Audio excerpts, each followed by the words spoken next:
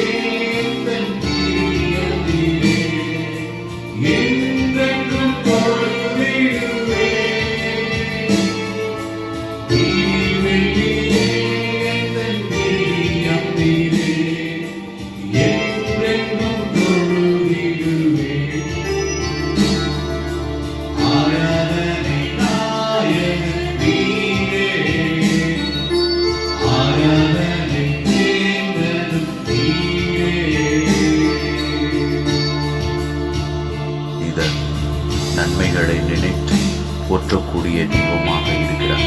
அவர் மகிமையின் தேவனாகவும் எல்லாருடைய முழங்கால்களும் அவருக்கு முன்பாக முடங்க செய்கின்ற தேவனாய் இருக்கிறார்.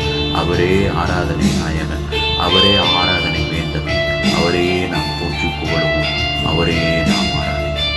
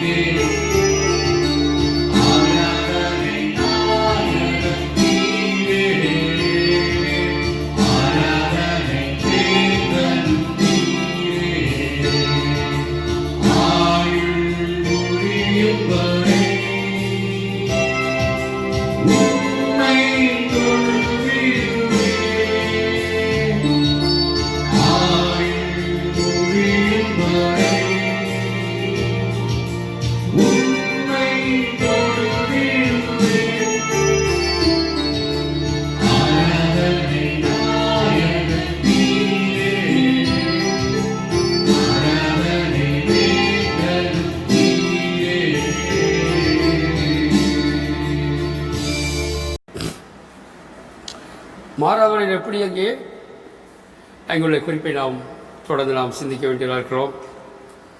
அன்பான சகோதர சகோதரிகளே, இந்த நாளில் நாம் ஆண்டவரை ஆராதிக்கின்ற அற்புதமான வாய்ப்பை ஆண்டவர் தந்தது. 7வது மாதத்தின் 26வது நாளிலே இந்த கடைசி வாரத்திலும் நாம் சற்று நேரம் அவருக்கு நாம் மகிமை செலுத்தும்படியாக அவருடைய பார்த்து அமர்கின்ற ஒரு அற்புதமான வாய்ப்பை தந்தை நினைத்து நாம் ஆண்டவரை துதிப்போம். அவருக்கு எல்லா கனமும் மகிமையும் உண்டாவதாக. ஆகவே நம்முடைய ஆண்டவர் மாறாதவர். நம்முடைய ஆண்டவர் யாருங்க? மாறாதவர். நேற்றும் இன்றும் என்றும் மாறாதவர். அது உலகத்திலே பல மாற்றங்கள் இருப்பதை நாம் அறிகிறோம். கடந்த வாரத்தில் நாம் சிந்தித்தோம். உலகத்திலே பல மாற்றங்கள், நம்முடைய வாழ்க்கை அன்றாட நிகழ்வுகளிலே பல மாற்றங்கள், உலகத்திலே பல மாற்றங்கள், அரசியலே மாற்றங்கள், இன்னும் பல துறைகளிலே மாற்றங்கள், விஞ்ஞானத்திலே மாற்றங்கள், மருத்துவத்திலே மாற்றங்கள், போக்குவரத்திலே மாற்றங்கள், நம்முடைய உணவிலே மாற்றங்கள், நம்முடைய உடையிலே மாற்றங்கள், நம்முடைய நடையிலே மாற்றங்கள், பேச்சிலே மாற்றங்கள் இருக்குதுங்க. கடந்த ஒரு 50 ஆண்டுகளுக்கு முன்னதாக இருந்த மாற்றங்கள் இப்போது நிறைய மாறி இருக்கு. அந்த காலத்தில் உள்ள காரியங்களும் கிடையாது இப்போ, இல்லைங்களா? நிறைய மாறிடுச்சு. நான் பார்க்கிற அளவிலே 50 ஆண்டுகளுக்கு முன்னாடி இருந்த காரியங்கள்லாம் இப்போது கிடையாது. எல்லாம் மாற்றப்பட்டது. எல்லாம் மாறினாலும் வேதம் என்ன சொல்கிறது? நம்முடைய ஆண்டவர், நாம் ஆராதிக்கின்ற ஆண்டவர், நாம் சேவிக்கின்ற ஆண்டவர், அவர் ஒருபோதும் என்ன செய்யப்பட்டார்? மாற மாட்டார். ஆமென். மாறாத ஆண்டவர் நாம் மாறாது. அப்படின்னா நீங்கள் நானும் சிறப்பானவர்கள், பெயர் பெற்றவர்கள். மாறாத ஆண்டவரை ஆறாது. மாறுகின்ற உலகிலே ஆண்டவர் மாறாதவர். கடந்த வாரத்தில் நாம் ஒரு குறிப்பை சிந்தித்தோம் இல்லை? எல்லாருக்கும் தான் என்ன குறிப்பை பார்த்தோம்? நம்ம கடந்த வாரம் சிந்தித்த குறிப்போ மாற்றமில்லாதவர். எதிலே மாற்றமில்லாதவர்?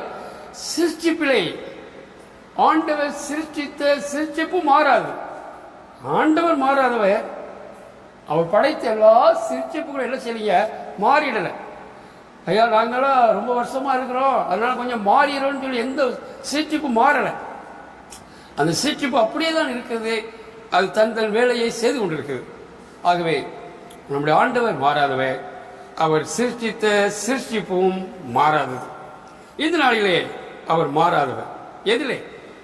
இரண்டாவதாக ஆண்டவராக தெய்வம் மாறாதவர். ஒன்று சிருஷ்டிப்பிலே மாறாதவர், சிருஷ்டிப்பு மாறாதது. இந்த நாளிலே நாம் பார்க்கின்ற போது அன்பிலே மாறாதவர். தேவன் அன்பிலே மாறாதவர். தேவனுடைய அன்பு மாறாதது. ஆமென். தேவனுடைய அன்பு மாறாதது. என் அன்பு சகோதர சகோதரிகளே, உலகத்தில் அன்பெல்லாம் மாறிவிடும். உலகத்தில் அன்பு மாறுதான் மாறலையா? மாறிவிடும். மாறுகின்ற உலகத்திலே வாழ்கின்றோம். அன்பு இல்லாத உலகத்திலே வாழ்கின்றோம். ஆனால் வேதம் என்ன சொல்கின்றது? நம்முடைய ஆண்டவர் அன்பிலே மாறாதவர். அன்றைக்கு இருந்த அதே அன்புதான் இன்றைக்கும் ஆண்டவர் நம்ம மேல வைத்திருக்கிறார். வேதம் என்ன சொல்ல? வாசியுங்கள். வேதத்தை கவனிப்போமா? வேதம் என்ன சொல்ல? கவனிங்கள். யோவான் 13 அதிகாரத்தை திருப்புங்கள். யோவான் 13 அதிகாரத்தை திருப்புங்கள். வேதம் நமக்கு என்ன சொல்ல? கவனிங்கள். வேதம் என்ன சொல்ல? கவனிங்கள். யோவான் 13 திருப்புங்கள். யோவான் 13:1 நாம் வாசிப்போம் என்றால் அங்கே வேதம் சொல்வதை கவனிங்கள். எடுத்துட்டீங்களா? எடுத்துட்டீங்களா எல்லாரும்?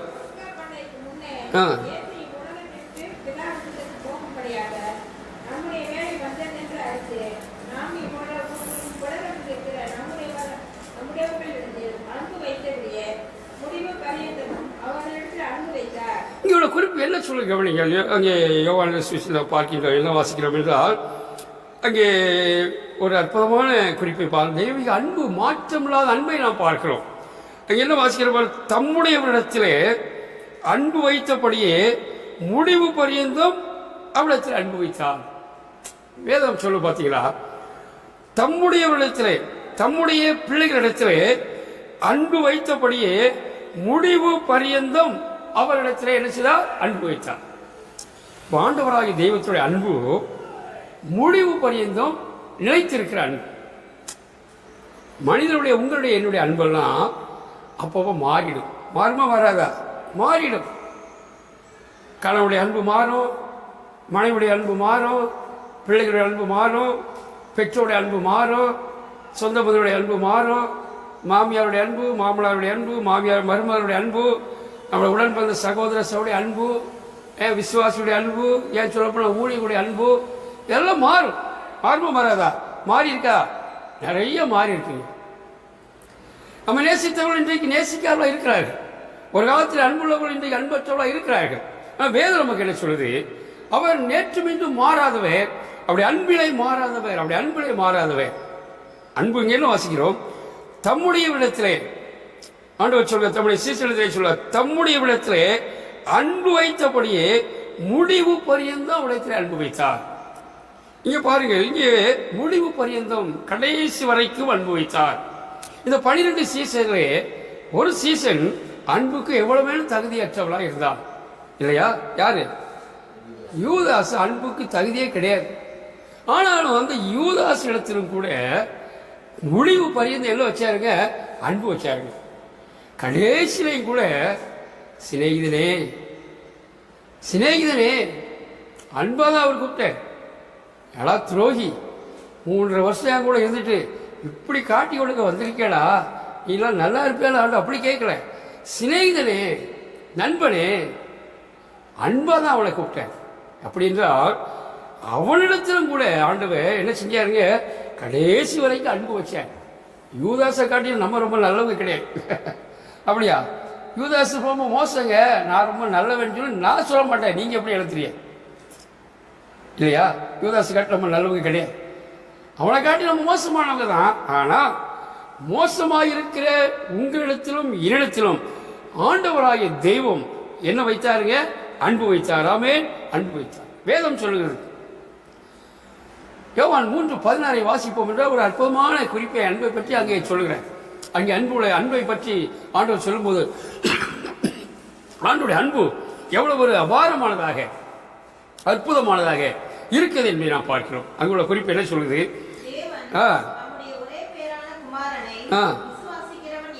சரி,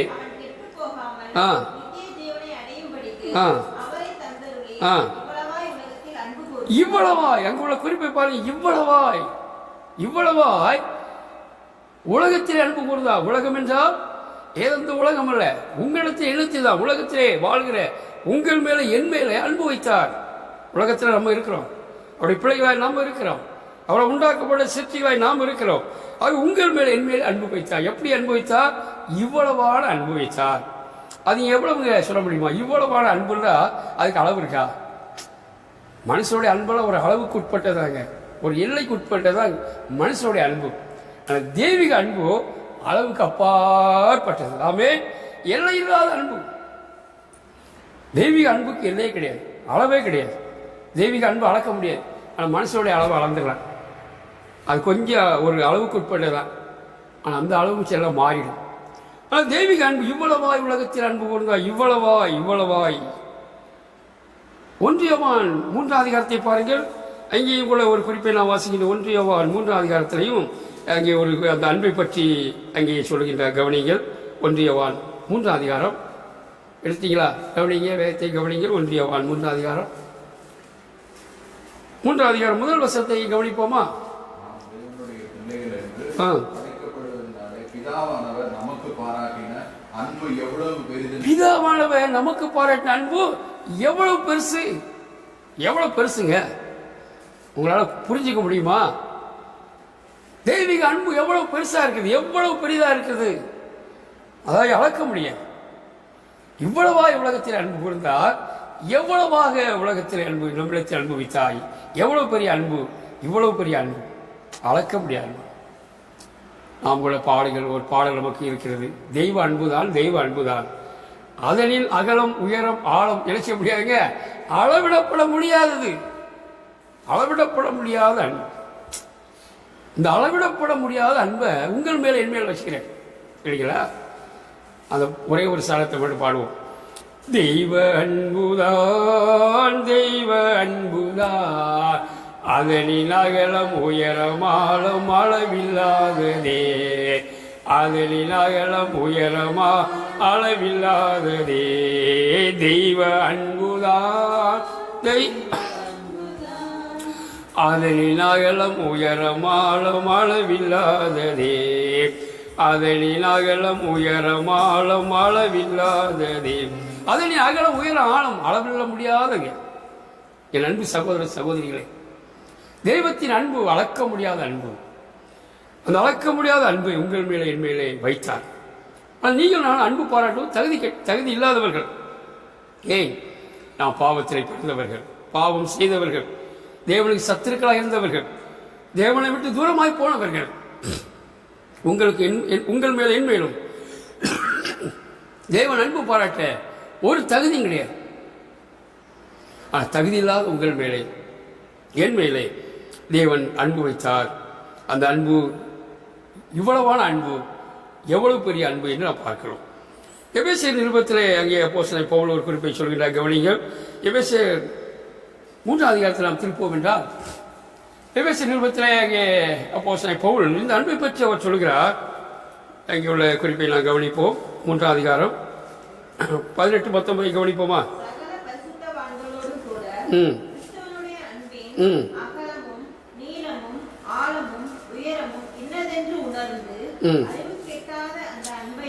அறிவு கட்டாத அன்பு போதும். இந்த அன்பு எப்படிப்பட்ட அன்புங்க?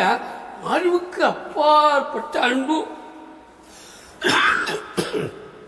இந்த அன்புக்கு நம்முடைய அறிவில் எட்டாது. நம்முடைய அறிவு ரொம்ப கம்மி தாங்க. நம்முடைய அறிவு ரொம்ப கம்மியான அறிவு. நம்முடைய ஞானம் ரொம்ப குறைவானது. ஆனால் இந்த குறைந்த அறிவிலே அறிவுக்கட்டாத அந்த பெரிய அன்பை அறிந்து கொள்ள நம்மாலே முடியாது என்று நாம் பார்க்கிறோம். இந்த அறிவுக்கட்டாத அன்பை அறிந்து கொள்ள அப்போஸ்தலன் பவுல் ஜெபம் செய்கிறார். திருச்சபை மக்கள் இந்த அறிவுக்கட்ட அன்பை புரிந்து கொள்ள வேண்டும், அறிந்து கொள்ள வேண்டும் என்று அவர் ஜெபம் செய்கின்றார், இல்லைங்களா? ஆக நம்முடைய வாழ்க்கையில் கூட நாம் ஒவ்வொருவரும் இந்த அறிவுக்கட்டாத அன்பை இன்னும் அதிகமாக புரிந்து கொள்ள, அவருடைய அன்பின் ஆழம் உயரம் அகலத்தை நாம் புரிந்து கொள்ள அதிகமாக ஜெபம் செய்யவில்லை காணப்படுகின்றோம். ஆண்டவரே, உடைய அன்பை இன்னும் அதிகமாக நாங்கள் அறிந்து கொள்ள வேண்டும் என்று ஆண்டவர் எதிர்பார்க்கிறார்.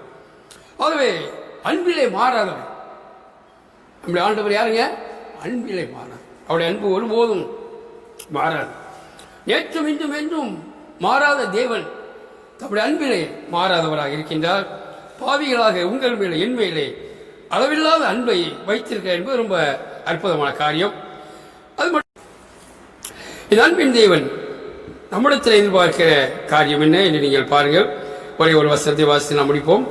நம்மிடத்தில் எதிர்பார்க்கிற காரியம், இந்த அன்பின் தேவன், மாறாத அன்பின் தேவன் உங்களிடத்தில் இடத்தில் எதிர்பார்க்கிற காரியம் என்று நாம் பார்க்கின்ற போது அங்கே யோவான் 13ஆம் அதிகாரத்தை நீங்கள் திருப்பி பாருங்கள். ஆண்டவருடைய எதிர்பார்ப்பு என்ன? யோவான் 13ஆம் அதிகாரத்தில் நாம் 34-35 கவனியுங்கள். நீங்கள் ஒருவரில் ஒருவர் அன்பாயிருங்கள், நான் உங்களில் அன்பாக இருந்தது போல நீங்களும் ஒருவரில் ஒருவர் என்ன செய்யுங்கள்? அன்பாயிருங்கள். ஆண்டவர்களுடைய எதிர்பார்ப்பு பார்த்தீங்களா? அன்பிலே மாறாத தேவன் உங்கள் மேல என் மேல வைத்திருக்கிற அந்த அன்பின் தேவன் என்ன எதிர்பார்க்கிற நம்மளத்தில் நீங்களும் ஒருவரில் ஒருவர் அன்பாயிருங்கள், நான் உங்களில் அன்பாக இருந்தது போல நீங்களும் ஒருவரில் ஒருவர் அன்பாயிருங்கள். 35 கவனிங்கள். 35 கவனிங்கள். நீங்கள் ஒருவரில் ஒருவர் அன்புள்ளவர்களாக இருந்தால் அதனால் நீங்கள் என்னுடைய சீசன் என்று எல்லாரும் அறிந்து. பார்த்தீங்களா? ஆண்டவருடைய எதிர்பார்ப்பு என்ன? நீங்கள் விசுவாசிகளாகிய நாம் ஒருவரில் ஒருவர் அன்பா இருக்கணும்னு அவர் சொல்றார். அப்படி அன்பா இருந்தா என்ன நடக்கும்? நீங்க அன்பா இருந்தா, நம்ம எல்லாம் அன்பா இருந்தா என்ன நடக்கும்னு அவர் சொல்றாரு. அதனாலே நீங்கள் என்னுடைய சீசர்கள், என்னுடைய பிள்ளைகள் என்று எல்லாரும் அறிவார்கள், மற்றவர்கள் அறிவார்கள். அன்பான சகோதர சகோதரிகளே, நாம் அன்பாக இருப்போம் என்றால், தெய்வீக அன்பு நம்முடைய வாழ்க்கையிலே குடும்பத்திலே இருக்கும் என்றால், அந்த அன்பை மற்றவர்கள் பார்த்து அவர்கள் அறிவார்கள், இவர்கள் தேவனுடைய பிள்ளைகள். இவங்க யாரு? தேவனுடைய பிள்ளைகள். அப்போ அவர்கள் அறியும் போது அவர்களும் இந்த அன்புக்குள்ளே வருவார்கள், இல்லையா? அவர்களும் இந்த அன்புக்குள்ளே வருவார்கள். எங்களுக்கு அந்த அன்பு வேண்டும், இந்த இயேசு எங்களுக்கு வேண்டும் என்று அவர்களும் இந்த ஆண்டவரை அறிந்து அவர்களுடைய வர அது ஏதுவாயிருக்கும். எப்படி? நாம் அன்பாக இருக்கும்போது, நாம் ஒருவர் குடும்பமாக, சபையாக, தேவ பிள்ளைகளாக அன்பாக இருக்கின்ற போது அந்த அன்பை மற்றொரு கண்டு அவர்கள் ஆண்டவரை இறைச்சியாக அறிந்து கொள்வார். ஆகவே மாறாத ஆண்டவர், அவருடைய அன்பு இல்லைங்க, மாறாது. இயேசு கிறிஸ்து நேற்றும் இன்றும் என்றும் மாறாதவர். அவருடைய அன்பும் அவர் என்ன செய்யுங்க, மாறாது. ஆகவே அவருடைய சிற்சிப்பு மாறாதது, அவருடைய அன்பும் மாறாது. நம்முடைய ஆண்டவர் மாறாதவர். அவை மாறாத அன்பை பெற்ற நாம் ஒருவரை நேசிக்க வேண்டியவர்களாக, ஒருவர் மேல் அன்பு வைக்க வேண்டியவர்களாக காணப்படுகிறோம். இந்த அன்பை நாம் வைக்கும் போது, இந்த அன்பை நாம் ஒருவருக்கு நாம் பகிர்ந்து கொள்ளும் போது, நம்மை சுற்றி இருக்கிற மக்கள், மற்றவர்கள், நம்முடைய உறவினர்கள், நம்முடைய சொந்த பந்தங்கள் ஆண்டவரை அறிவதற்கு ஏதுவாக அது அமைய. ஆகவே அன்பு மாறாது. இந்த அன்பு தெய்வீக அன்பு மாறாது. ஒரு மனிதனுடைய அன்பு மாறலாம், நான் தேவனுடைய அன்பு ஒருபோது என்ன செய்யுங்க, மாறாது. மாற்றமில்லாத அன்புள்ள ஆண்டவரை நாம் சேவிக்கிறோம். ஆகவே அந்த மாற்றமில்லாத ஆண்டவரை நாமும் அன்புள்ளவர்களாக, மற்ற நேசிக்கிறவர்களாக, மற்றும் நாம் சாட்சிகளாக வாழ ஆண்டவர் நமக்கு அனுக்கிற சீட்டும். கண்களை மூடி நாம் ஜெபம் செய்வோம். கண்களை மூடுவோம். ஆண்டவர் நோக்கி நாம் ஜெபம் செய்வோம். ஆண்டவரா தெய்வம், இந்த நாளிலும் ஆண்டவர் சமூகத்திலே கடந்தது நாம் சற்று நேரம் அவரை பாடவும், துதிக்கவும், அவருடைய வார்த்தைகளை தியானிக்கவும் ஆண்டவர் தந்த நல்ல வாய்ப்பு நடித்து ஆண்டவருக்கு நாம் உள்ளத்தின் ஆழத்தின் நன்றி சொல்வோம். நாம் ஆராதிக்கின்ற ஆண்டவர் நேற்றும் இன்றும் என்றும் மாறாதவராக இருக்கிறார். அவருடைய அன்பு மாறாதது, தேவனுடைய அன்பு மாறாதது. உலகத்தில் உள்ள மனிதனுடைய அன்பு, சொந்த பந்தனுடைய அன்பு, உறவினருடைய அன்பு எல்லாம் மாறிவிடும். ஆனால் தெய்வீக அன்பு மாறாதது. அது மாறாத அன்புள்ள தேவன் உங்கள் மேல் என்மேலும் தம்முடைய அன்பை அளவில்லாமல் வைத்திருக்கிறார். இவ்வளவாய் உலகத்தில் அன்பு கொண்டார், உங்கள் மேலும் என்மேலும் இவ்வளவான அன்பை ஆண்டு வைத்திருக்கிறார். அந்த அன்பு பெரிய ஒரு அன்பாக இருக்கிறது, அறிவிக்கட்டாத அன்பாக இருக்கிறது. அந்த அன்பை பெற்ற நாமும் மற்றவரிடத்திலே அன்பு பாராட்ட வேண்டும் என்று பார்க்கிறோம். நான் உங்கள் அன்பாக இருக்கிற நீங்கள் ஒருவர் அன்பாயிருங்கள். விதமாக அன்பாக இருந்தால் மற்றவர்கள் என்னுடைய பிள்ளைகள் என்று அறிந்து கொள்வார் என்று நாம் பார்க்கிறோம். விதமாக நாமும் அன்புறவளாய் காணப்பட ஆண்டவர் நமக்கு அனுக்கிற சிவாராக அவ்விதமான கிருபைகளை தந்து நடத்தும்படியாக நாம் தொடர்ந்து ஜெபத்திலே காணப்படுவோம். எங்களை சிறப்பான பிதாவே, இந்த வேலைக்கு ஸ்தோத்திரம். இதனாலும் உடைய சமூகத்தில் கடந்து வந்து விதமாக உடைய வார்த்தைகளை கேட்கின்ற வாய்ப்பு தந்த ஸ்தோத்திரம். அதற்கு அருமையான பிள்ளைகளுக்கு ஸ்தோத்திரம். ஒவ்வொருவரும் பேர்களாக ஆசீர்வதிக்க அவருடைய குடும்பங்கள், பிள்ளைகள், வேலைகள், அவருடைய போக்குவரத்து, சரீர ஆரோக்கியம், அவருடைய முயற்சிகள், பிரயாசம் எல்லாவற்றையும் ஆசீர்வதித்து தொடர்ந்து இந்த வாரம் முழுவதும் உடைய பிள்ளைகளை ஆசீர்வதிக்க முடியாது நாங்கள் ஜெபிக்கிறோம். அவ்விதமாக செப்பராக அள்ளி செலுத்துகிறோம். சீயோடு நம்முடைய பிள்ளைகளை ஆசீர்வதிக்கிறார். ஆசீர்வாதத்தோடு அனுப்புங்க. உங்களுடைய நாமத்தை தொடர்ந்து மகிமைப்படுத்துங்க. ஆண்டவராகிய இயேசு கிறிஸ்துவின் மூலம் வேண்டிக் கொள்கிறோம் நல்ல பிதாவே, ஆமென்.